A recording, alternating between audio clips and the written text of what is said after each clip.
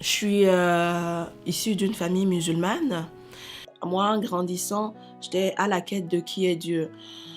Contrairement aux autres personnes de ma famille, j'étais vraiment très ancrée dans la religion, à la quête du véritable Dieu, pour pouvoir le plaire, pour pouvoir marcher en accord avec lui.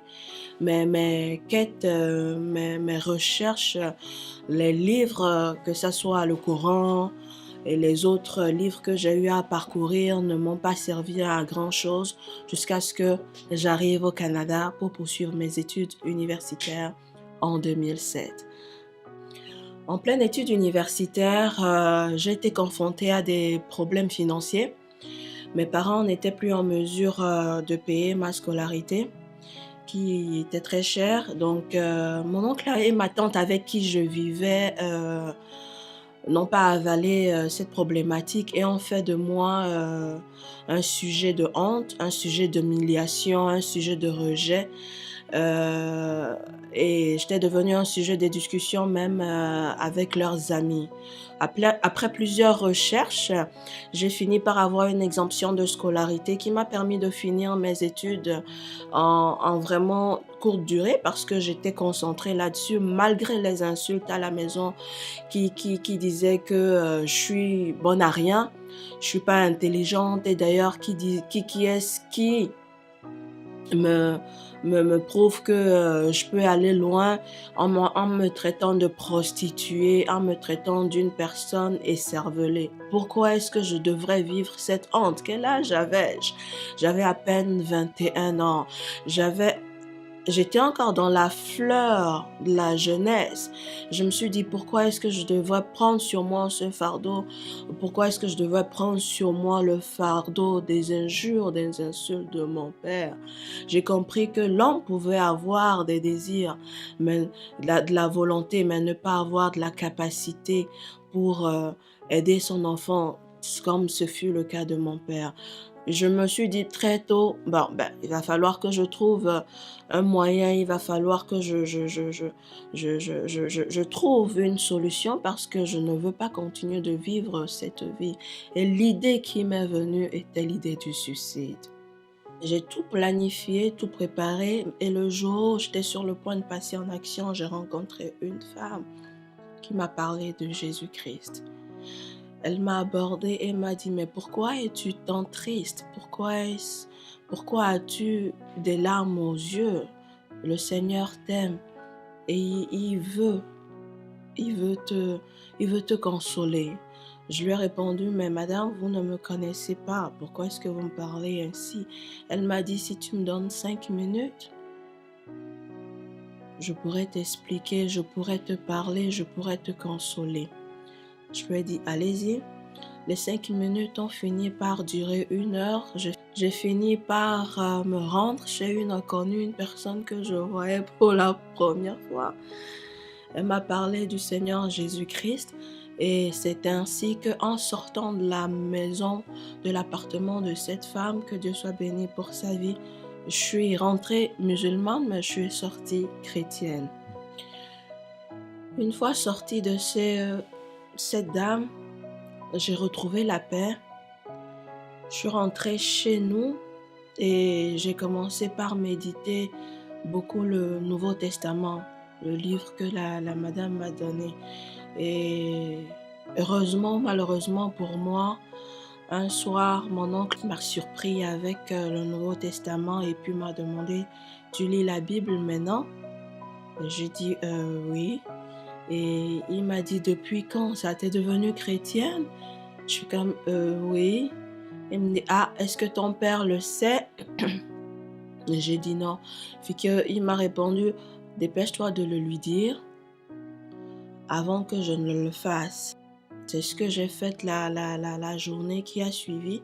J'ai appelé mon père pour lui dire, voilà, j'ai rencontré une femme qui m'a parlé de Christ. Je suis sortie avec la paix alors que j'étais sur le point de commettre un crime et tout. Donc, moi, ben voilà. Et la réponse de mon père est que ça se peut pas. Donc, sur ce, je te déshérite. Tu n'es plus ma fille, ne te considère plus comme mon enfant parce que je ne te considérais plus dorénavant comme mon enfant. Fait que c'était difficile à avaler, mais je l'ai accepté. La soirée, au courant de la soirée, alors qu'on était à table, mon oncle m'a répondu, ben, j'ai parlé aussi avec ton papa et il m'a fait savoir c'est quoi sa réponse. Il m'a dit qu'il te déshéritait. Donc, étant donné que je suis son frère et que il te déshéritait, moi non plus, je ne te connais pas. Je te donne alors quelques semaines pour sortir de ma maison.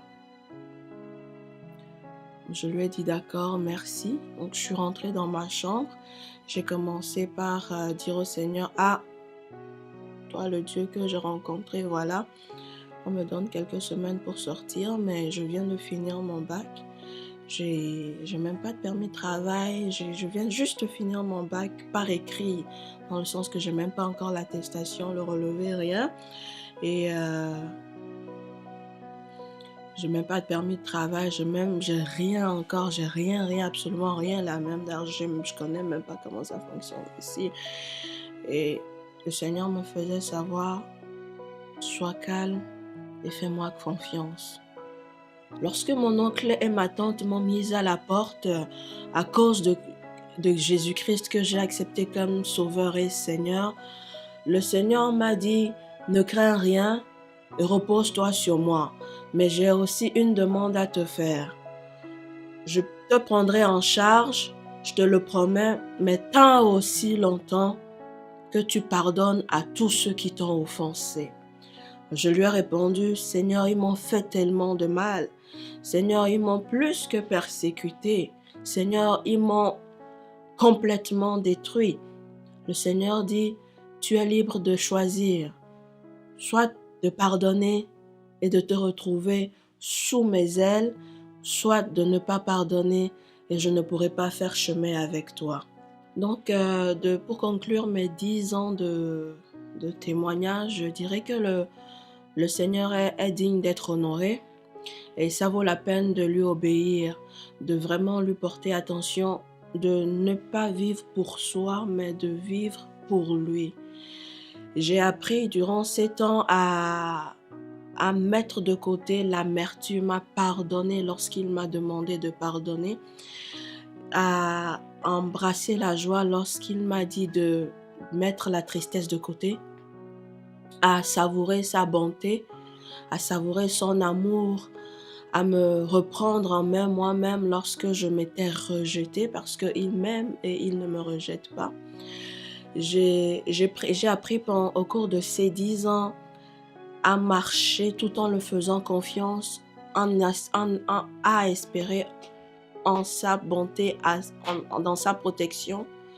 J'ai appris au cours de ces 10 ans surtout à chercher à être authentique, à quitter le stade de simple chrétien à disciple de Christ.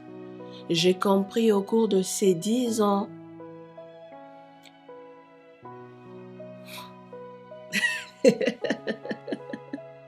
hein?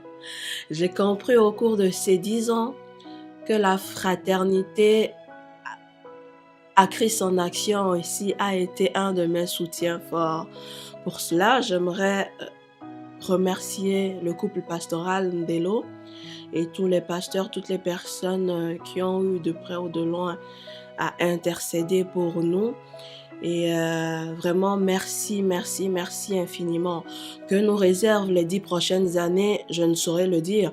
Mais par contre, je suis sûre et je suis certaine d'une chose.